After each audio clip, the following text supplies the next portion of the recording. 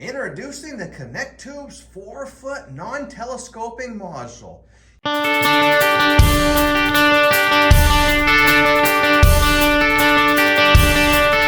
You can see here that you're going to get 6 vertical tubes identified with yellow paint. That's your upright tubes. You're getting 4 length wall tubes to make a 4-foot long module. Those are identified with red paint. And you're getting your end frame tubes, 4 of these, which make the depth of your barbecue island frame 32 inches. If you want a shorter depth frame, you would trim these down to whatever depth you want before assembly. If you want a shorter length, you would trim these 4 before assembly. You trim them with a chop saw is the best way. You're also getting the famous ConnecTube 3-way corner couplers and your 1-ways for the vertical tubes, making this fast and easy to assemble. Let's see how it goes together. We lay down all our parts on the floor to start the base. We're connecting the end frames on the ends and the length walls run the long way. You can see how it already looks like a module. We just slipping these right onto the 3-way corner couplers, fast and easy. They slide right in like that. And over there.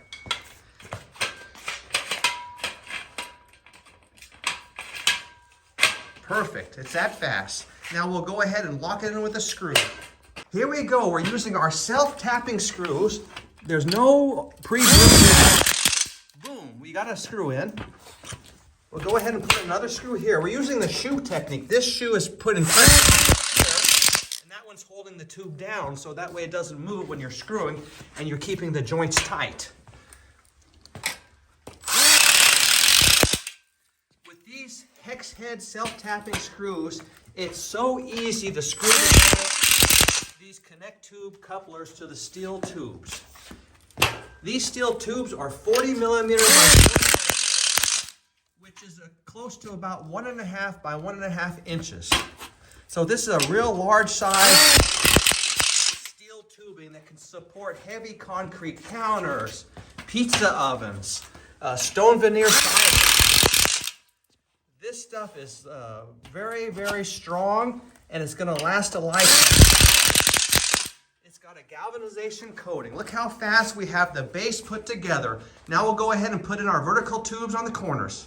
Laid out our vertical tubes here on the floor, and we go ahead and just slip them in on top of the 3-way corners.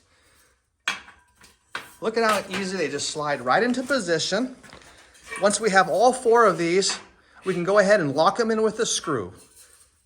The great thing about this steel tubing system is all screws are on the inside of the frame.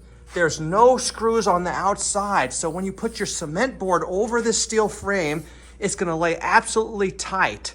So it'll have a perfect finish. That's very important. Where studs and tracks, you would have screw heads out here and it wrecks your finish. Now we lock this one in with a screw too. One screw holds it in. We'll go ahead and repeat that on all 4 corners, and we can put in our 3-way corners on top. And here we go. We're putting the last 3-way corner into the top. Perfect. Always make sure that the solid sides are on the outside here and the hole facing up. That's the way to do it. Okay, we'll go ahead and lock it in with one screw on one side. Now repeat that on all 4 couplers. One screw in each corner. Go ahead and put in our first end frame identified with blue paint. Slides right in there like that. And then we'd lock it in with a screw on each side there. Okay, now we're going to lock it in with the screw, just one screw. Inside the frame. Remember, don't put screws on the top or the outside to interfere with cement board. Now go ahead and do that on the other one as well, and repeat on each corner. And we'll have all 4 3-way couplers locked in. We're putting in our first length wall, slip it right over the 3-way corners. Great. Now don't screw that one in. Go ahead and do the other side. Take the other length wall, slip that one in. Just like that. And now we'll go ahead and slip on our blue end frame here, and then we can finish locking it in with the screws. So easy, look at that. And there you go. You have your whole frame put together in under 5 minutes. This is the best system that you can possibly use, the strongest, and a great price.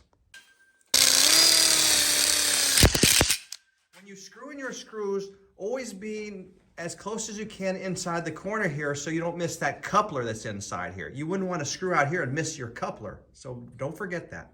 Okay, we got our 2 vertical tubes here and the one-way couplers that's going to help this to stick to the frame here.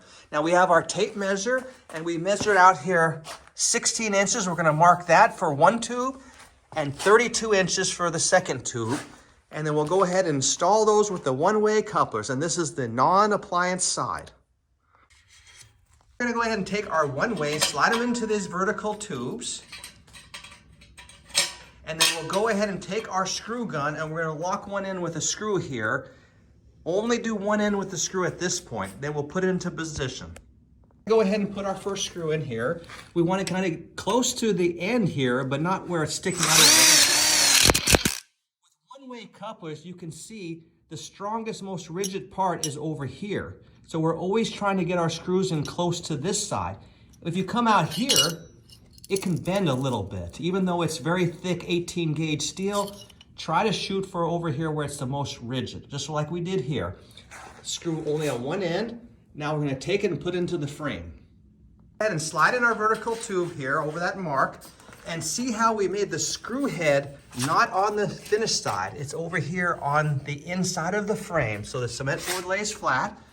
The reason why we didn't screw this one is now you have play, and when you put the screw in, it's going to lock it in tight as it can go up and down. So that's a very smart tip to have it perfect. When screwing in your one-way couplers, we have pre-made holes here for the one-way couplers. You can use those, or you can actually just go through the steel with the self-tapping screws. Make sure that this is not sticking out over the frame, which would interfere cement board. Make it flush. See, nice and flush, and screw it in. And then go ahead and go up to the top and screw it in here as well. Nice and flush.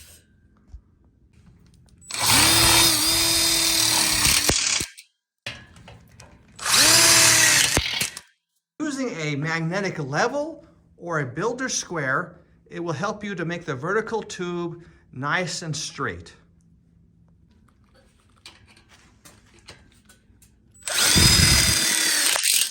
Now we go ahead and repeat with the second vertical tube, and you can see how it's going to look here finished on the non-appliance side. Don't forget to put a screw on the inside of the frame, locking in the vertical tube, the one-way coupler. You got one screw there on the inside of frame, and then you got those screws the one way, locking it in up there. So a total of 3 screws on this end and 3 screws on that end. That completes the assembly of the 4-foot module.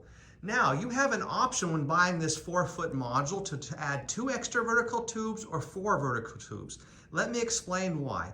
We do not know if you're going to use this as a filler module or an appliance module.